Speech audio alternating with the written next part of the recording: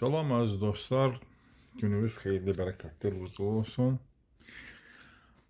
Bugün ayın 12 fevral 2026-cı ildir. Mən sizinlə belə bir məsələ ətrafında müzakirə etmək istərdim. Bu məsələnin də adı, bu mövzunun adı, bu müzakirə obyektinin adı insanın hakimiyyəti. İnsanın hakimiyyəti nə qədər xassələri, feili, təyini, tərifi.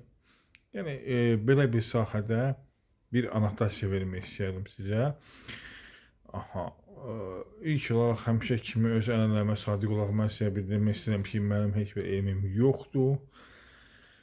Heç bir elmi dərəcəm yoxdur. Mən bir rəiyyət əhli olaraq sizlərlə biz topladığım məlumatları bölüşmək istəyərdim. Bugün dediyim kimi 12 fevral 2026-cı ildir, saat 12:30-dur. Mən siz bərəkətlərlə bu müzakirəni təhlil etmək istəyərdim. Hakimiyyətin, insan hakimiyyəti. İnsan hakimiyyəti mövzusu. İnsanın hakimiyyəti nədir, mən sizə deyim. Amma bir müqəddimə deyim, ondan sonra keçim mövzuya. Müqəddim ona ibarətdir ki, demək insan hər zaman yaşadığı hallarda ya hakim olur, ya qul olur. Yəni, ya subyekt olur, ya obyekt olur. Sizlərdə demirəm, siz maşallah hamımız subyektsiz. Mən bunu mövzu izah olunmaq üçün, idrak olunmaq üçün mən bunu deyirəm. Məqsəd də nədədir? Məqsəd də ondan ibarətdir ki, insan həmişə danışığına fikir vermir. Və dildə daxil aləmin göstəricisi olduğu üçün, diqqət edin, dil daxil aləmin göstəricisi olduğu üçün, dil bütün bəlaları insanın daxili aləmini ishar etdikcə, naqis isə bəlalar gətirir, kamildirsə nə gətirir? Uğurlar gətirir. Amma bir məsələ də var. Məsələ də ondan ibarətdir ki, yetişmə məsələsi var. İnsan nə zaman yetişir? İnsan problemlərlə yetişir. Yəni, bir problemlə var ki, insan özü yaradır. O bir problem var ki, insanın təkamülü üçün icra olunan problemlərdir. Hər iki halda insan gərək kamil bir yerdə olmalıdır. Kamil bir səviyyədə olmalıdır ki, bütün problemləri həll eləsin. Yəni, kamil səviyyə, kamil yer deyəndə mən insanın hakim olmağından deyirəm.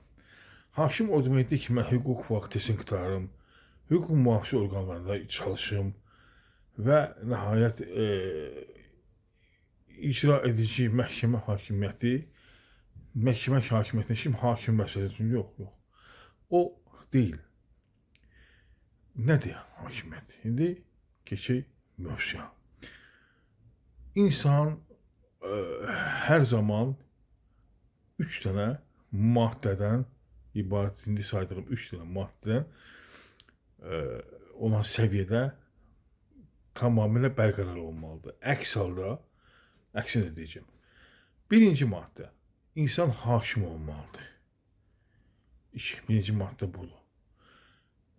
Öz üzərində hakim olmalıdır ki, öz daxili aləmini təsis etsin və digər irtibatda olduğu şəxslərlə onları öz kamil, öz ağıllı, öz idraklı, təmiz, düz, doğru yolu ilə bir avangard olaraq, bir lokomotiv olaraq arxası üçün çəksin. Amma mən özümü hakim olmasam, heç vaxt və heç kimi öz arxamıza çəkə bilmərəm. Hakim, lider, hökm verən rəhbər olmalıdır. Rəhbər, birinci mən özümdə rəhbər olmalıyım. Birinci maddə, insan gərək ki, hakim olsun. Öz üzərində və yaxınlarının üzərində. Bu birinci maddə. İkinci maddə, bu bilicil, yəni əmr sahibi. Yəni, əmr verən mən hakim olandan sonra mən əmr sahibi olaram. Əmir sahibi artıq mənim əmrimə hamı tabi olur. Çünki bilirlər ki, onların həyatı mənim əmrimə bağlıdır. Çünki mən vəsiliciyəm. Yəni, çünki mən özüm hakiməm. Hakim heç vaxt, heç bir vəçlə səhv edə bilməz. Nə hakim kiminsə sözünə uyar, nəsə bir öz nəfsi ilə hərəkət edir, yox. Hakim öz kamil əqli ilə iş görər. Öyle hamı mənə əmr sahibi kimi baxar. Və əmr sahibi olduğu üçün də mənim əmrimi həmən icra edərlər. Yəni, ikinci maddə, nə oldu məndə? İkinci maddə oldu əmr sahibi. Birinci maddə hakim, ikinci maddə əmr sahibi və qəsəm üçüncü maddə. Üçüncü maddə gəlir məndə əyan. Əyan, yəni zədəgan, əyan.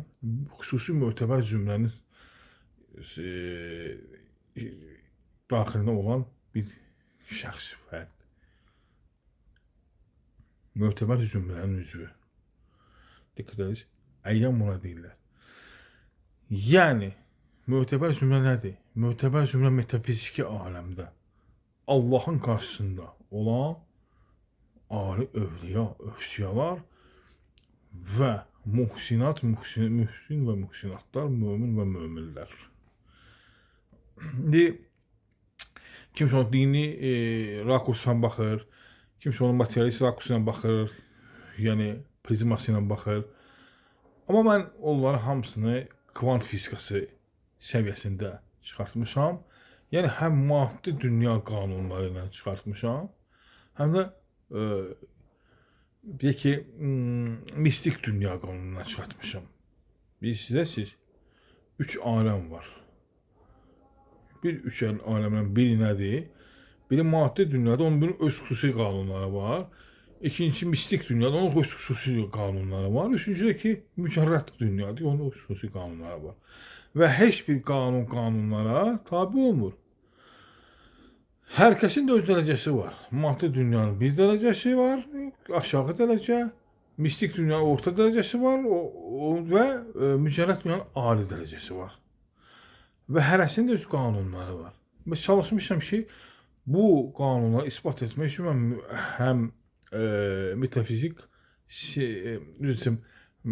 kvant fizikasında, klassik fizikasında və əqli, məntiqi dəlillərlə təsis edim və onları ispat edə bilim. Çünki hər bir insan ispat etmək üçün mütləq onun öz dilində ispat, öz gördüyündə 5 his üzvü ilə idrak edən dildə danışmalısan.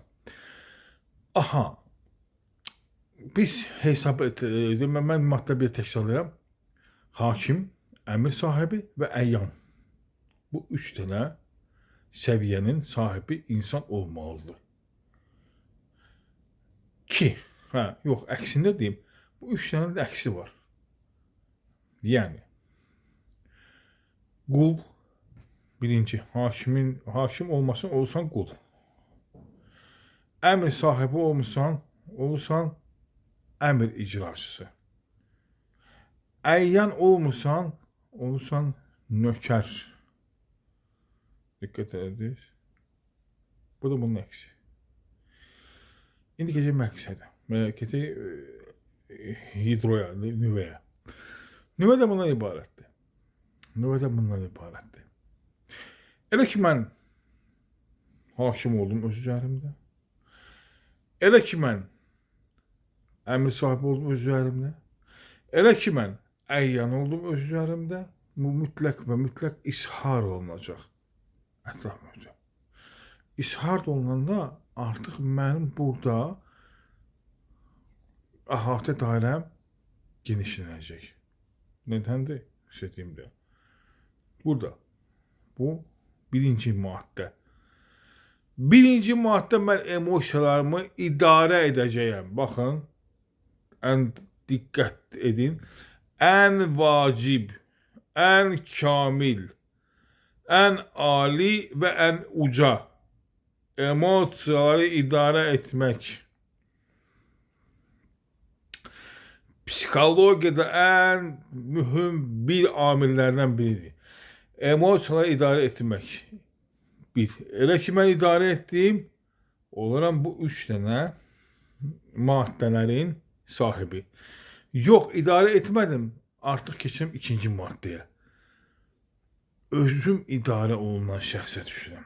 İkinci maddə idarə olunmamaq.